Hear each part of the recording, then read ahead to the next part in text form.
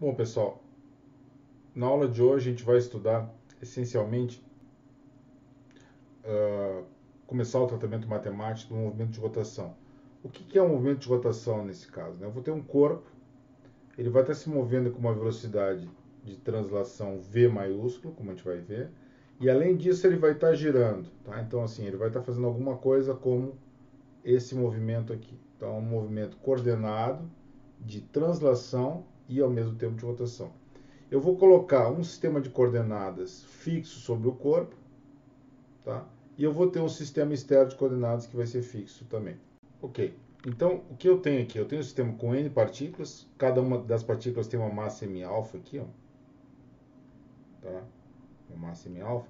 Porque eu vou considerar um conjunto discreto para facilitar um pouco a matemática, tá? E ele vai estar girando com velocidade angular ômega, tá? Esse ômega aqui é um ômega vetorial, tá? Nem sempre fica claro a notação. E uma velocidade v de translação. Eu vou considerar dois sistemas, um fixo, como eu já falei, né, e o outro ligado ao corpo que gira. No sistema em rotação, tá, o que vai acontecer? Como o meu corpo é assumidamente rígido, tá, eu não tenho movimento de nenhuma partícula, elas são todas paradas em relação ao sistema que está girando. Então, meu dr/dt, no caso, em relação à rotação, tá, é zero, é identicamente nulo, por definição. E aí eu posso usar as expressões que eu tinha do capítulo anterior, das aulas anteriores que a gente tinha, que eu posso escrever, então, que a minha velocidade da partícula alfa vai ser a composição de duas coisas. Tá? O que também é meio óbvio, tá? Não precisa recuperar as formas de trás. Que é a velocidade de translação V maiúsculo. E essa outra velocidade aqui, que vai ser originária do fato que as partículas estão girando. Tá? Então, esse ômega aqui vai estar relacionado à velocidade de giro delas, vezes produto vetorial por R alfa. E eu vou estar interessado em calcular a energia cinética das partículas, né? Cada uma delas vai ser dada por isso aqui, que basicamente é calcular o modo dessa quantidade para cada uma, né? E somar sobre todas as alfas, tá? Então vai dar isso aqui. Bom, essa expressão que aparentemente inocente, né? Quando eu abro ela começa a ficar um pouco mais assustadora. Então eu tenho um termo aqui que só vai ter velocidade de translação, eu tenho um termo misto aqui, que tem as duas, e eu tenho um termo que tem a velocidade de rotação. Bom, o que vai acontecer? Tá, só a velocidade de rotação, que é a velocidade de rotação e translação multiplicada uma pela outra. Eu posso escrever esse termo aqui, ó. Tá, eu posso escrever, eu tenho que lembrar que ômega e v não dependem de alfa, tá? São fixos. Então eu posso escrever isso dessa forma aqui, usando a linearidade do produto vetorial, desse jeito aqui. Isso aqui é mr, tá? R maiúsculo, que é o centro de massa. Se eu tomar o centro de massa, a origem como sendo o meu centro de massa, essa quantidade aqui naturalmente vale zero e eu me livro desse termo aqui, ó, tá? Se eu fizer essa escolha. Tá? Então, isso aqui não é uma igualdade, não é igual a zero, né? É sobre uma escolha conveniente do meu eixo da minha origem no sistema coordenado. Bom, então eu tenho aqui o que vai acontecer? Eu tenho duas componentes, tá? Essa componente aqui que vai ser uma energia de translação e essa aqui que vai ser uma energia de rotação. Tá? Então isso está dito aqui. E esse termo aqui é obviamente mais complicado, porque eu tenho esse produto vetorial ao quadrado. Tá? Isso que vai complicar a nossa vida. Eu vou começar usando essa relação aqui, que é uma relação do produto vetorial. Então, o produto vetorial de A por B ao quadrado é dado... Bom, isso aqui é a definição basicamente de quadrado. Nesse contexto, isso vai dar ao quadrado B ao quadrado. Então, é o módulo vetor A vezes o módulo vetor B, menos essa quantidade aqui, que é A vezes B. Bom, o que vai acontecer aqui? No nosso caso, tá, eu vou ter, então, A ao quadrado, no nosso caso, né, A é ômega, tá? E o meu B era o que mesmo? Era R, né? Tá? Então, vão ser as posições, tá? Então, essa quantidade, meu B aqui, é relacionado com R, de cada uma das partículas alfa, tá certo? Então, a posição de cada uma das partículas. E esse R, né, vai ser dado por x alfa 1, y, opa,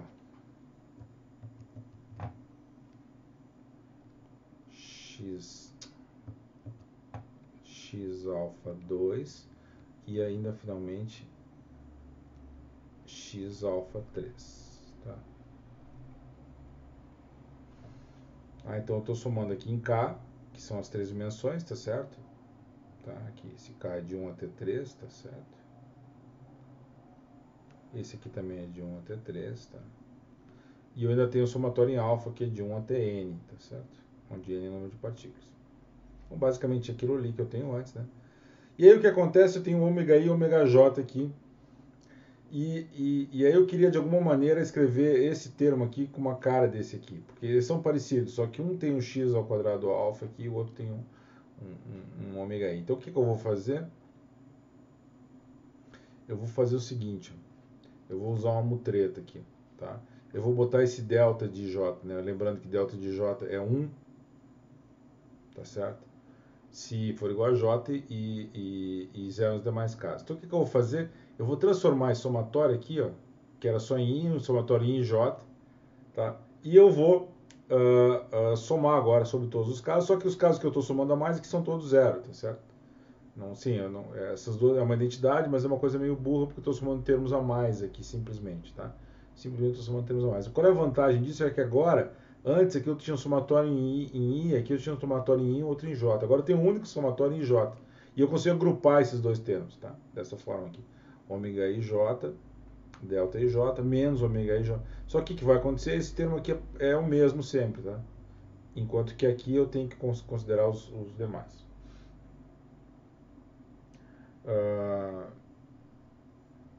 Beleza, eu posso agora reorganizar isso aqui, né? Porque eu tenho somatório em J, eu posso trocar essa ordem, eu posso botar esse WJ para cá, passar o M alfa, eu desço esse J aqui dentro, tá? E agora eu somo em relação a isso aqui, então eu vou ter esse termo aqui, que no final das contas, para um dado J, né, ele vai ser basicamente a soma de x alfa 1 ao quadrado mais x alfa 2 ao quadrado mais x alfa 3 ao quadrado, que é um modo vetor posição, no final das contas, menos essa quantidade. Tá? Então, basicamente é o que está escrito aqui. E eu vou definir, então, essa quantidade aqui, ó, tá? Essa quantidade aqui que não depende de ômega i j, ela depende simplesmente da distribuição espacial, ó, tá? Essa quantidade aqui ela não depende da velocidade angular, ela depende simplesmente das massas e onde elas estão posicionadas. Isso aqui eu vou chamar de I de j. Esse cara aqui é o tensor de inércia, o tensor de inércia. O meu problema, tá certo?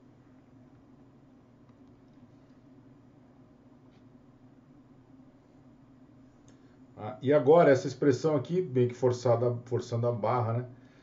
Tá? Eu tenho essa quantidade aqui, tá? Na verdade, essa expressão aqui é simplesmente o fato que eu escrevi isso aqui como I e J, tá certo? Então, é só uma definição. E eu posso escrever, em alguns casos de interesse, nessa expressão, essa forma mais simples é dado por isso aqui. Quando, por exemplo, eu tenho que... eu tenho um único número que caracteriza meu IJ, por exemplo. Quando eu tiver um IJ que seja basicamente apenas diagonal, por exemplo, eu vou conseguir, então, escrever isso como sendo I ômega ao quadrado, simplesmente, tá? Porque eu vou ter... IJ vai ser... o termo I de J, né, vai ser sempre a mesma coisa. Eu consigo simplificar e escrever isso desse jeito. Bom, então esse caso aqui, deixar bem claro para vocês mais uma vez, né, digamos assim, o melhor cenário possível, tá? Que é o cenário que a gente tinha nos exemplos anteriores. Então, sempre a gente caía nos exemplos anteriores, a gente tinha algo dessa ordem aqui, tá? Era basicamente isso, onde eu tinha um único eixo de rotação no meu problema. Bom, quando eu noto uma quantidade assim, por exemplo, tá? Isso aqui significa uma matriz, tá? Isso aqui é uma matriz dada por essa quantidade aqui, que cortou um pedaço da minha representação, falta uma outra chave aqui. Mas, bom, o que vai acontecer? Eu simplesmente estou escrevendo essa relação, tá? Não estou fazendo nada demais aqui, eu simplesmente estou escrevendo essa relação para todos os casos possíveis. Escrevo desse jeito. desse jeito aqui. Notem que aqui, por que é alfa 2, 1, né? Porque o que vai acabar acontecendo é que quando delta igual a ij, eu tenho um termo aqui que vai ficar x ao quadrado 1, 2, 3, né? Menos, quando i igual a j, por exemplo, i igual a 1, vai ficar menos x vezes x. Então vai ficar menos x ao quadrado. Então eu tenho x ao quadrado mais y ao quadrado mais z ao quadrado menos x ao quadrado. Isso vai dar y ao quadrado mais z ao quadrado, que está escrito aqui. Ó. Basicamente é isso. Tá? Eu já vou escrever isso de uma outra forma que é um pouco mais fácil, tá? Essa anotação, mas é basicamente o que eu estou dizendo, que é uma mera transliteração disso aqui para os diversos casos. Tá? Então não tem grandes mistérios. E eu consigo escrever usando agora as coordenadas tradicionais, usando x,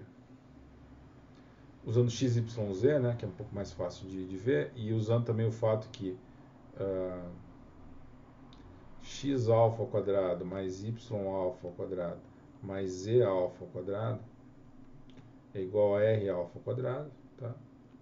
E eu estou usando aqui que x alfa 1 é igual a x, x alfa 2 é igual a y e x alfa 3 é igual a z. Tá? Aí aqui não fica, aqui fica mais fácil de entender, né? Porque é um r ao quadrado menos x alfa ao quadrado.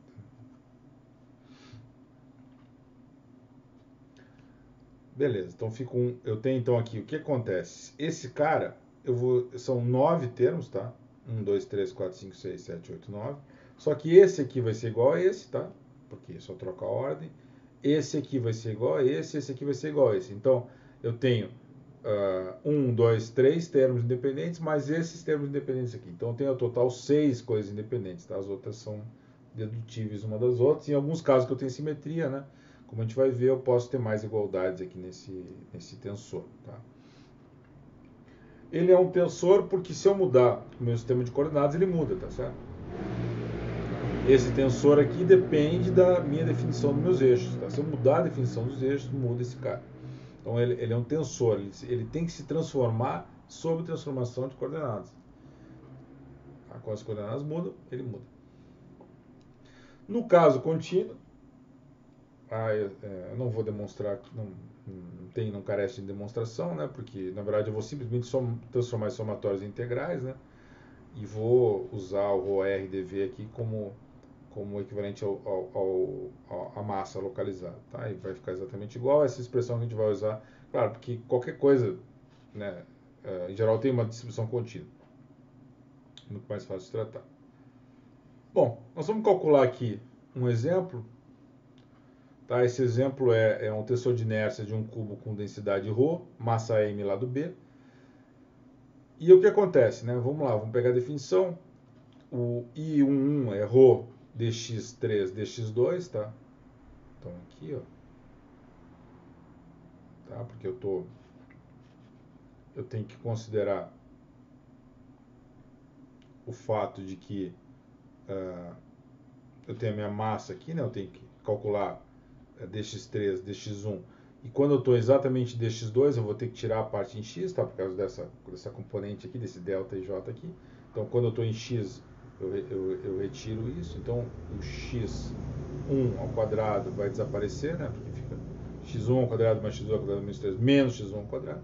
Eu vou ter que integrar são 3 integrais aqui, tá? Porque é uma integral tripla, ó. Então, certo? Estão vendo aqui? Tá? Uma integral tripla, que eu tenho que somar sobre todas as massas, né? Bom, então eu vou calcular I11 aqui.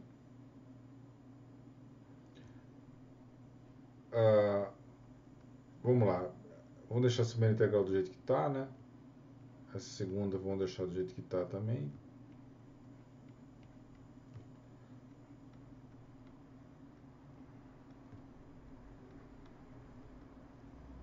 Essa primeira dá para entregar, isso aqui é trivial porque dá B, né? Então eu fico com ρ que multiplica B. Agora vamos... Opa, faltou um dx3 aqui. Agora vamos integrar de 0 a B dx3. Vamos calcular dx2. dx2 vai ser x2 ao cubo sobre 3 mais x3 ao quadrado vezes x2 sobre 1, de 0 a b. Então isso aqui vai me dar ρ, b. Bom, eu tenho uma integral em dx3 aqui, de 0 a b, né? A integral em essa primeira parte aqui, x2 ao cubo, vai ficar b ao cubo sobre 3, mais b que multiplica x3 ao quadrado. Certo? Só que isso vai ser igual a ρ vezes b. Agora a integral em x3 vai ser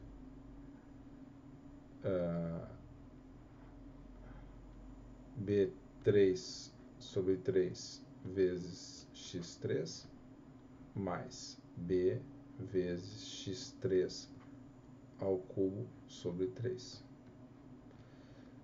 Isso vai ser ρ b. Aqui vai ficar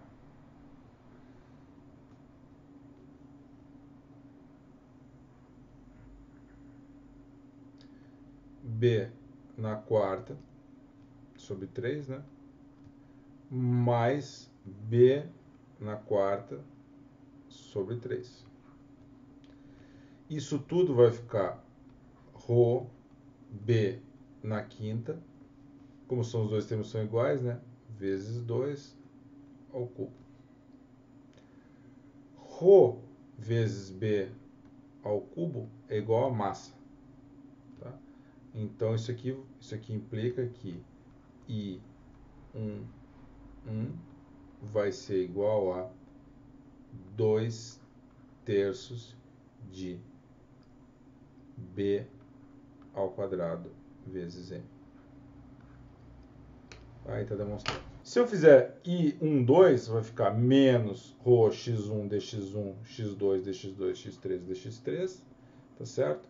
E aí eu tenho que fazer essa conta, que eu não vou refazer para vocês, porque é basicamente uma integral trivial. Isso dá menos 1/4 de ρ b na 5, dá menos 1/4 de mb ao quadrado. Tá? São integrais triviais aqui, porque eu simplesmente tenho que integrar de 0 a b aqui, né? Aqui vai me dar mais um b ao quadrado aqui, um b e depois eu tenho que integrar de novo. Eu não vou fazer essa conta, vou deixar como exercício para vocês. Bom, aí se eu defino ρ como mb ao quadrado, tá? Eu consigo escrever então que o meu tensor de inércia vai ser basicamente dado por isso. Então vai ser na diagonal principal é 2/3 de beta, 2/3 de beta. Eu não preciso fazer essas contas por causa da simetria, tá? Se você olhar na definição, ela é simétrica em relação a... a minha distribuição é simétrica em relação a x, y, z, os meus elementos vão ser simétricos, tá? Então esse cara, esse aqui são iguais.